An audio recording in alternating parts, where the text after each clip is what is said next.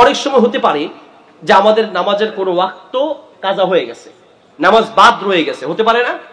এখন ওনার যে প্রশ্ন সেটা হচ্ছে মাগরিব উনি পড়ে নাই, মসজিদে গেছেন মাগরিব পড়বেন, কিন্তু দেখছেন এশারের নামাজের জামাত চলছে। এখন কি উনি আগে এশা পড়বেন নাকি আগে মাগরিব পড়বেন? প্রশ্ন বুঝতে পেরেছেন? প্রশ্ন যদি বুঝেন উত্তর হচ্ছে, প্রথমত নিয়ম হচ্ছে কোন নামাজ কাজা হয়ে গেলে সেই কাজা নামাজটা আগে আদায় করা, এটাই হচ্ছে নিয়ম। আবার বলি, কোন নামাজ আপনার কাজা হয়ে গেলে সেই নামাজ আগে আদায় করে পরে অন্য ওয়াক্তের নামাজ পড়বেন। আরো সংক্ষেপে বলি, নামাজের তারতিব রক্ষা করা উচিত। যেমন আপনার জোহর আসরের নামাজ কাজা হয়ে গেছে, তাহলে আপনার উচিত আগে জোহর পরে আসর। কোনো কারণে আপনার জোহর আসর মাগরিব কাজা হয়েছে, তাহলে আগে জোহর পরে আসর তারপরে কি মাগরিব, এটা হচ্ছে স্বাভাবিক নিয়ম। কিন্তু এখানে প্রশ্নের একটা জটিলতা আছে, তা হচ্ছে যে মসজিদে ঢুকছেন উনি কি পড়বেন? মাগরিব, কিন্তু চলছে কোন নামাজ? এশারের নামাজের জামাত চলছে। এখন আপনি কি করবেন?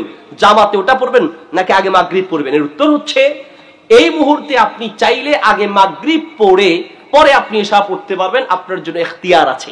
আবার যদি আপনি চান যে জামাতে আগে এশা পড়বেন, তাকদিম তাখির করবেন, তার মানে আগে জামাতে এশা পড়ে পরে মাগরিব পড়বেন, এটারও বৈধতা আছে। কারণ তারতিবটা ভঙ্গ হয় বা তারতিব ভঙ্গ করা যায় কয়েকটা কারণ আছে। এর মধ্যে একটা কারণ হলো, যখন জামাত শুরু হয়ে যাবে সেই জামাতটাকে ধরার জন্য আগের নামাজটা না পড়ে জামাতে চলমান নামাজটা পড়ে আগের নামাজটা পরে পড়া জায়েজ আছে।